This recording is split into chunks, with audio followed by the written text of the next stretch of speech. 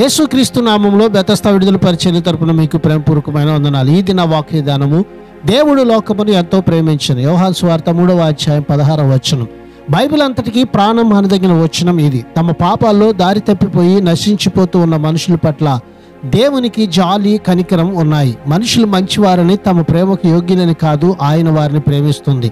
ఆయన ప్రేమ గలవాడు కాబట్టి ప్రేమిస్తున్నాడు. ఆయన ప్రేమ కేవలం మాటల్లో మాత్రమే కాదు, క్రియల్లో కూడా కనిపించింది. తన కుమారుని ఇచ్చివేయడం ద్వారా ఒకేసారి ఎప్పటికీ ఆయన తన ప్రేమను రుజువుపరుచుకున్నాడు. దేవుని ప్రేమ ఒక జాతికే పరిమితం కాదు, సర్వ మానవాళి అంతటికీ ఆయన ప్రేమ ఎంతో గొప్పది.